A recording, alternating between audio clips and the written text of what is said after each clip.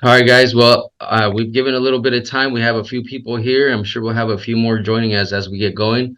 Today, we're Hmm. talking about how to grow your business, your real estate business specifically, with high leveraged referrals. And by that, I mean people that are already doing business with our clients, right? And we're going to talk to somebody today that talks to people on a daily that we're actually kind of interacting with already, and sometimes they go to us to initiate our real estate transactions. Sometimes they're already talking to other people, initiating or talking to them about the beginning of the real estate transaction. So just talk a little bit about our speaker today. His services span from asset protection, business succession planning, charitable planning, child guardian planning. I mean, he's got estate planning for married couples, just so many things, planning for retirement, planning for singles, for divorce, probate administration, and all these services, or not all of them, but a lot of these services kind of service our real estate industry. They kind of work around our clients already, especially when it comes to probate and estate planning. One of the biggest things that we need to offer our clients is that service to where we protect their property. A lot of times we help them buy the property, and before we know it, they're off out on their own, and they needed to have been protected. So guys, today, Pablo Tagre, he's an attorney here in Modesto. He's a good friend of mine. We've done videos together. We've done business together. We send clients back and forth. We talk on the phone regularly, and he's one of my good friends. Pablo, help us understand how you can help real estate professionals, or somebody like you can help real estate professionals grow their business.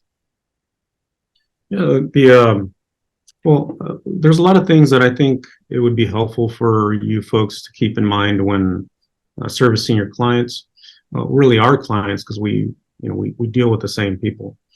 Um, and it goes beyond just buying and selling of a home. When you start looking at how to help them protect themselves, there's a lot of things that I think are important to keep in the back of your mind at least. Maybe spot some potential issues that could arise when our clients are thinking about doing real estate deals. So if you don't mind, I have a few slides here. Maybe it'll be a little helpful to see this through a slide. Give me one second here. All right, and Roberto already kind of explained a little bit about what I do. But one of the alarming things that I see, the statistic hasn't changed in many years, is that more than two-thirds of Americans don't have an estate plan. And it's for our clients, I think it's essential that everybody have one. And sometimes I get clients that come to me because they want to avoid having to do a full-blown estate plan, maybe to avoid costs. They want to go with something that's a little easier, and in their mind, something that's cheaper and easier, but something that they've seen friends or family do. Let's see here. But there are a lot of things that can go wrong with these strategies. I have clients that come to me and say they want to maybe put their child onto their property as a joint tenant, or they want to just gift their home over to their child. And many things can go wrong with that. So first of all, they're giving away their property. So it's something that they worked for all their lives, and it's probably their biggest asset. And they're just giving it to their child, which is fine. They ultimately want that to happen, but it's not unheard of where a child maybe does something with the property that they don't want them to do. Maybe they're giving it to one child, hoping that that child will eventually someday share the property with their other children. But by giving a property directly to one of their children, maybe the oldest child, they're effectively disinheriting the other children. I've seen that happen many times. And also, when you give away a property to a child, you're putting that home, that real estate asset, it's susceptible to creditors. So any of your children's creditors can potentially come after the property. Say the child goes through a bankruptcy, there could be an issue there. And then children's spouses. So if the child were to get divorced, there's potential. I mean, it's gifts and inheritances are usually separate property, but I haven't. It's not unheard of where that home or that asset can become an issue in a divorce.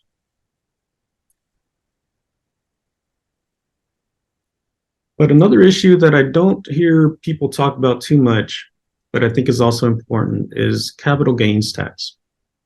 Have you guys ever had to deal with a capital gains tax issue? We do when it's like a flip or when they sell a house right away. That's usually when we run into it. So as you guys might know, the capital gains are profits made when you sell an appreciable asset like a home. So for example, somebody have a question there? No, you're good. Okay. So the cost basis of a home is what the home was originally bought for. So say a client's parents bought the home in 1985 for $50,000. That's the cost basis of the home. But the home is maybe now worth $500,000, and that's today's fair market value. And the capital gains example is so that $50,000 home, and this is wrong here, it would actually be $450,000 capital gains. So if the parent were to just give away the home to the child, that child would potentially, if they sell the home, be on the hook for taxes on $450,000. But when a child inherits a property, the basis is adjusted. So on an inherited home, it's adjusted to what's called a stepped up basis. So the new basis of the home is the fair market value when the home is inherited. So in that example, the $450,000 gain would be eliminated, and they wouldn't be on the hook for that tax. So it's a big savings. Pablo, does it vary if they keep it or if they were to sell it? Well, if they keep it, they don't pay the tax until it's sold. Okay, so they can keep it and the prices go up and down. That amount kind of varies as the market shifts, right? Right. Mm-hmm. But as we've seen, I mean, it typically just goes up. So so it's important to, when your clients come to you with that sort of an idea that they want to just give their home to their child, that they kind of pause and think about what the ramifications of that might be. Because I get that all the time. It's very common for a client to come to me wanting to do that, and I have to kind of tell them to hold on, think about it. What is it that you really want to accomplish? And sometimes, doing an estate plan is just, will in the end be much cheaper, but we'll avoid other potential problems as well. All right. And then also an issue that me and Roberto have come across quite a bit, I think, is a probate issue, right, Roberto? Yeah, probate's no fun, guys, and it can be avoided. It just, if we don't prepare, and it's not that it's our fault or the client's fault. It just, I believe it's a lack of knowledge or education. But yeah, that's a big issue out there.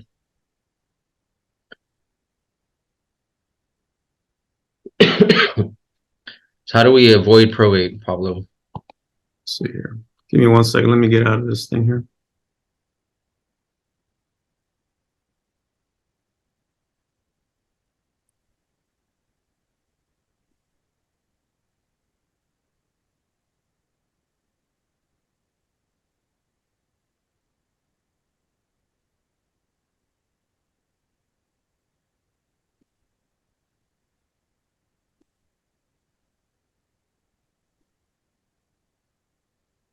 Yeah, guys, we've had issues with probate, and it can be very pricey. Right now, I have a family that there's 3 minors. We're talking, well, 3 minors and one's 19, and both mom and dad passed away within a year of one another, and now they're dealing with a property that's got I think it has between 50 and $60,000 of equity, and they've chose to just let it go because there's not enough money to clear all the expenses they have to go through because of the probate. Now, if they didn't have to go to probate, they could walk away with maybe 30, $40,000 if I wasn't to charge. Even if I didn't charge them to do it, they still walk away with almost no money.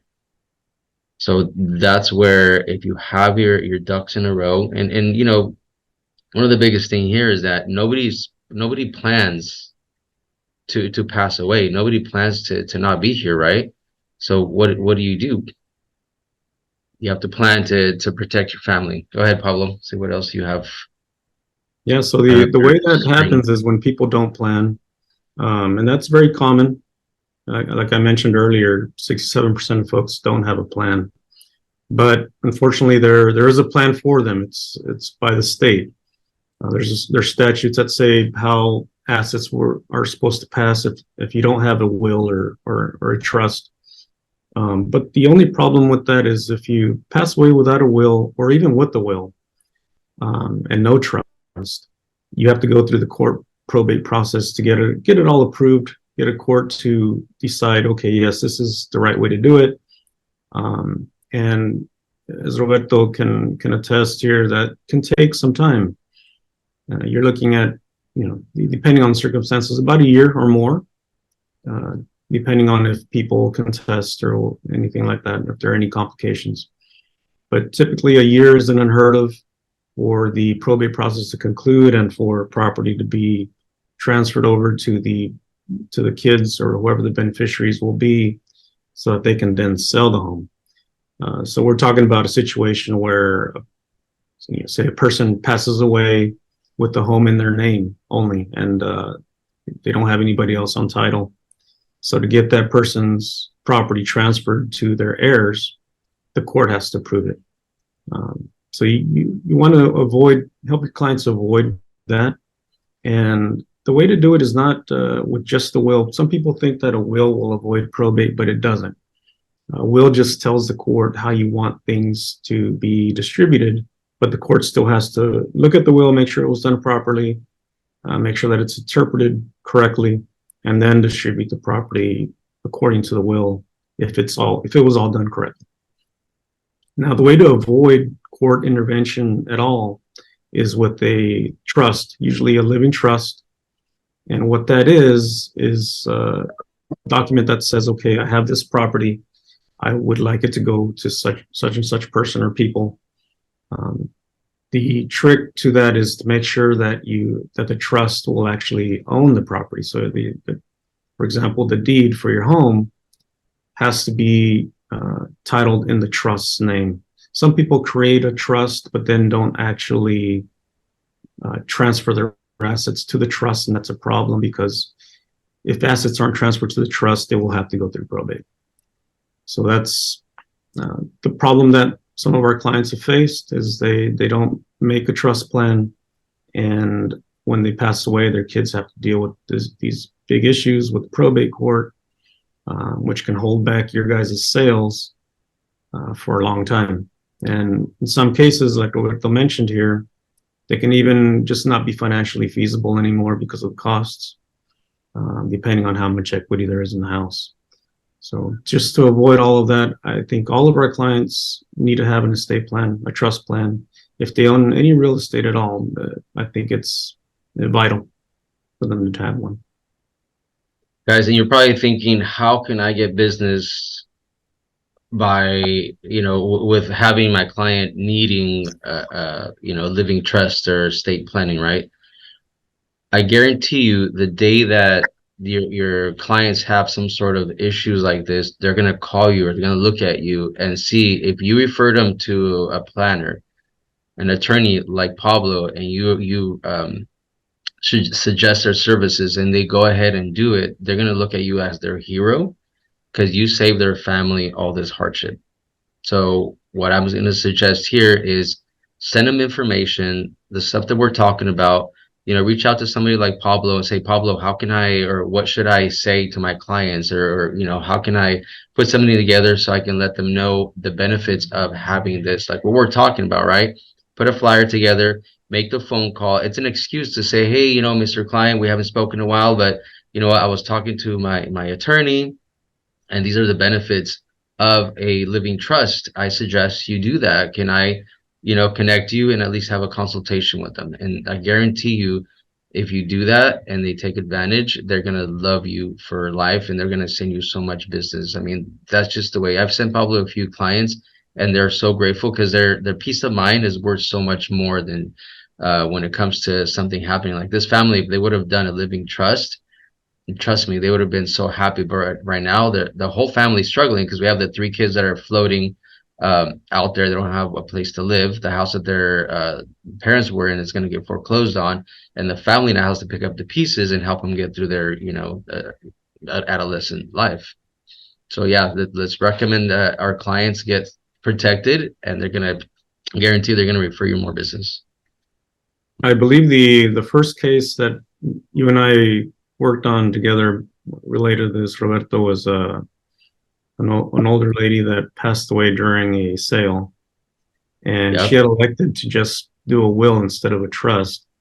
And I don't know how long you guys were in probate, but there was a lot of headaches that could have been avoided. I mean, when someone passes away, it's already a stressful time, and people are grieving, and then if they have to be forced to deal with probate court, it's just unnecessary.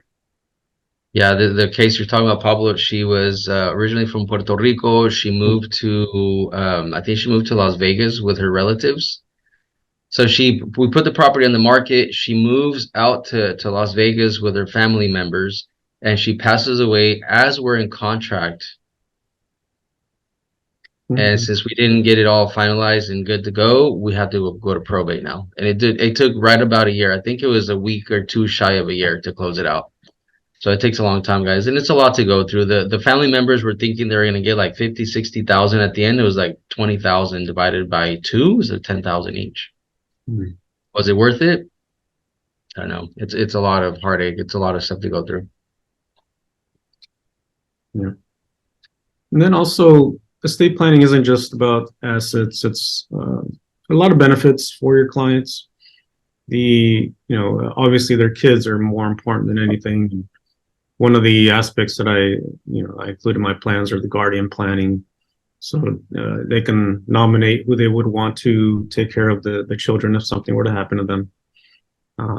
Their powers of attorney. So if they become incapacitated, they're still alive but not able to make decisions for themselves, they can nominate somebody to make those decisions for them, um, as well as medical decisions for the medical powers of attorney, the healthcare directives. They can choose who they would want to make medical decisions for them. And then, you have some clients that uh, not only do they know who they would want to take care of the kids, but they may know someone that they absolutely do not want to take care of their kids. So there's ways to exclude certain folks as well. And I think just those things alone are reason enough to have some sort of plan. Just again, like Roberto mentioned, just peace of mind for your clients. And I think and when I see clients walk out after they've signed, it's always a big weight that's been lifted off their shoulders, because I think a lot of them tell me that they've been thinking about this for sometimes decades and just never get around to it. But when they finally do it, it's a big weight off their shoulders. Yeah, guys, we had a comment from Zoom user. I'm not sure exactly who it is. There's no name on it, but it says it's all about information. You're a resource for your clients, and they'll remember you. It's very true. When they're going through some sort of heartache or some sort of situation, they want that help because it's a lot to go through. One of the things that you guys can do is, like I was saying earlier, get together with Pablo, get some sort of game plan together, and just call your clients, build that relationship with them, and you almost become part of the family as you're doing this because they're gonna trust you with, you know what, I have two houses, I have three houses, like Pablo's saying. You don't know who they're gonna trust in their circle of taking care of their assets, right? You don't know what they have going on. So now you're kind of becoming part of the family. So this is a way to get closer to your clients, to build that rapport and gain their trust to get for their business. Now, let's say through that living trust, their kids are going to inherit the property, right? What do you do next? It's like, hey, people that inherit the kids, right? They're going to reach out to you, be like, hey, Yadira, I inherited the property, but I honestly don't know what to do with it. I just want to get rid of it because I need to pay my bills, or I want to do something financially to help my side of the family now. Now that mom is gone or whoever left the property, now it's your turn to step in and help them out. Does it make sense to sell it now? Or do they keep it in the trust? Because, Paulo, do they have to keep it in the trust afterwards? Or how fast is it before they can sell it? What happens when that person passes away?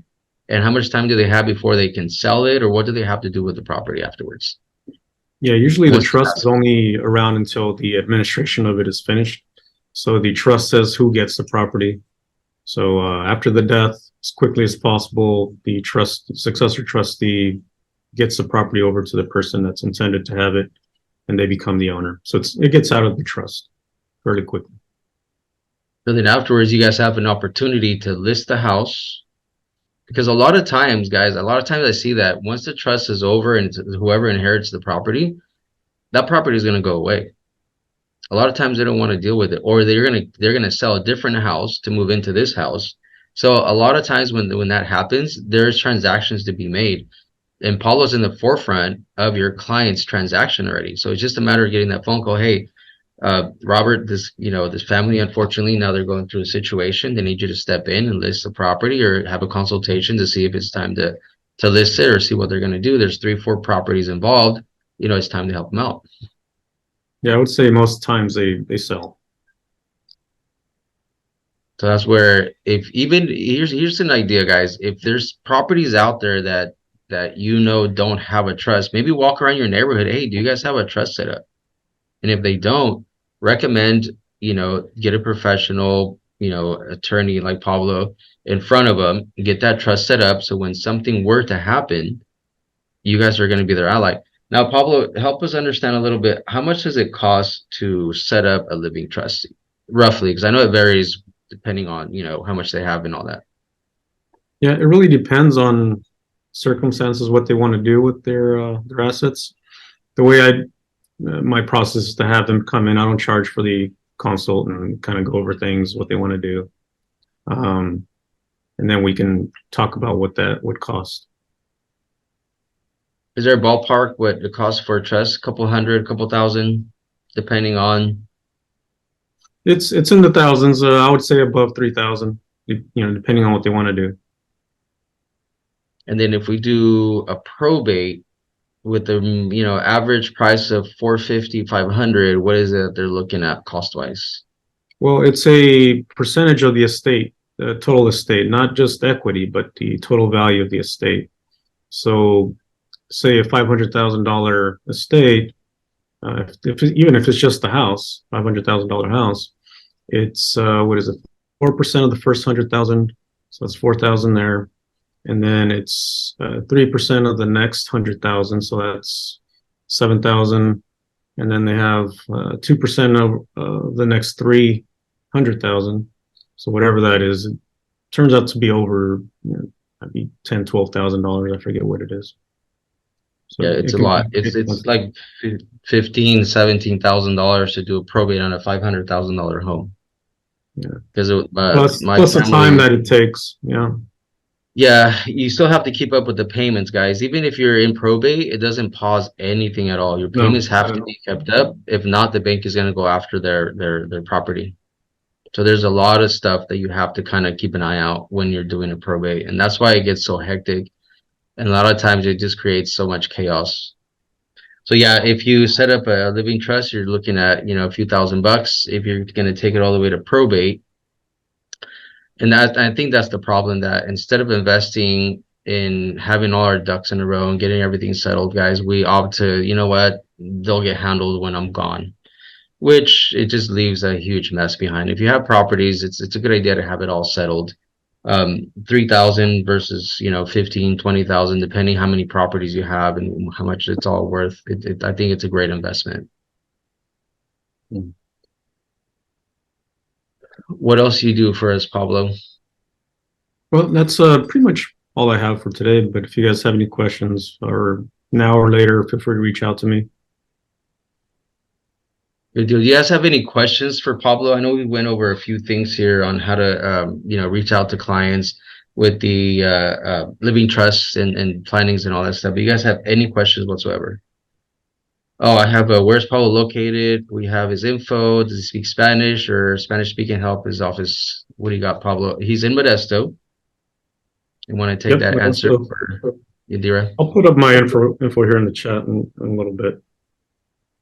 But yes, I do speak Spanish. I'm downtown Modesto at 1100 J Street.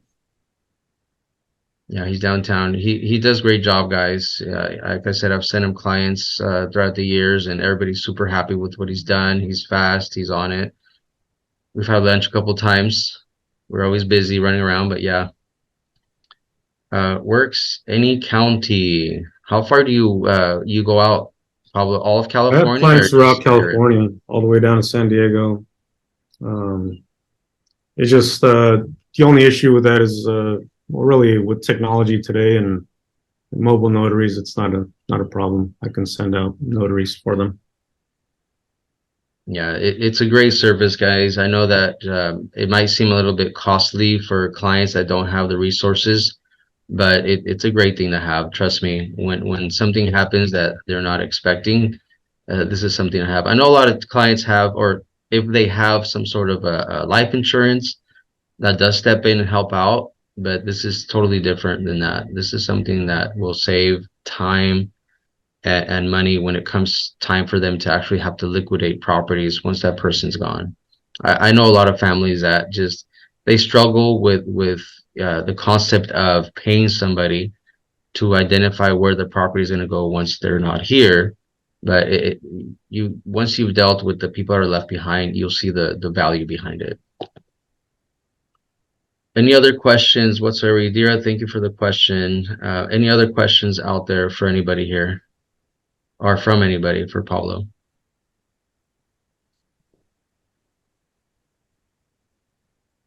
Nothing.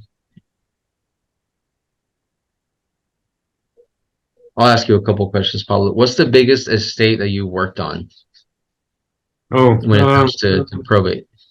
mine has been under the estate. My cases are usually under the estate tax, but 5 million plus, probably the biggest ones that I've dealt with around here. Yeah, and that's a huge number to work with. And we're surrounded by a lot of people that need the service. So go out there, knock on doors. If you guys want to create a flyer, reach out to me. I have somebody in my office that can help you create content, a piece of literature, whatever you want to hand out to your clients, or go out prospecting for clients in certain neighborhoods. I'm sure Pablo would be able to help out también if you guys want to add his information, maybe a link to his website or some sort of free consultation. Put it out there. If you guys want a free consultation to, for you to get your estate planning in order, for you to get your trust in order, I think that's a great idea. You have somebody that's here local in Modesto you can talk to that speaks Spanish. Go out and get the business. Why not? Right now, we have to be ready for the market changing as we're getting ready to step into winter. So I think that's a great idea to get in front of clients. And here's one last thing I want to touch on. As the market tightens up with the interest rate being so high and all that stuff, right? We don't have a lot of people selling, but the people that are selling are the people that are kind of not that they're forced into selling, but they're the ones that have to sell. I have clients getting ready to sell their property that are going through a divorce. This client that's losing their home, but they would have sold it because they're going through probate. So I think if we want to be proactive in getting business, let's go after this business that has to sell. This is the business that are beyond motivated because they have no other option than to get rid of these properties. And as real estate experts, we have to be in front of them. We have to be educating them and helping them with these situations. So if you guys need some help with how to do that with them, let me know. Reach out to Pablo, reach out to me. If you guys want to sit down together, have lunch, be like, hey, how can we team up and go out and get some of this business? I'll be more than happy to help you guys también. Are you on board, Pablo, to help anybody out if they want to do that? Yeah, definitely. Anybody if want to get together, just talk about these issues or other issues, feel free to reach out to me, Roberto. All right, guys. So today's Zoom was short and sweet. You got so much good information. Let's go out there and get some business. Christina, anything you want to add? I know you're turning your camera. You're on mute, by the way. Nothing new. What do you see when it comes to probate? I know you're in the escrow side of it. What do you see when it comes to probate when people are not prepared and all that stuff? Usually when the probates come to me, they already have their letters, everything's already in place. And they've already been doing it for months, right? It's not like they Yeah, just, they're already hey, they're ready to sell, accept an offer, and go. good. So they already Yeah, went through the whole Pablo part of it. Now it's time to go with the title and get going. yeah, So, guys, there's a process, and Pablo, once you guys talk to Pablo, let's say somebody has passed away, you want to get started. You start with Pablo. He's going to tell you, look, this is the steps you got to take, and then after you're ready, then you go to the title company, and that's when Christina steps in. yeah. So it's a process, guy. This is why we do these classes to help you guys out, understand what we have to do, and the most important thing is there's business to be made through these. This is great information. All right, guys. I said short and sweet. I'll let you guys get back to business. If you guys need anything to generate more business through these sort of client leads with the probate and all that, let us know. All right. Have a good day. Christina, thank you. Pablo, great information. Nos vemos. Yadira, thanks for joining. Mike, good seeing you. Veronica, Leo, Melissa, we'll see you guys.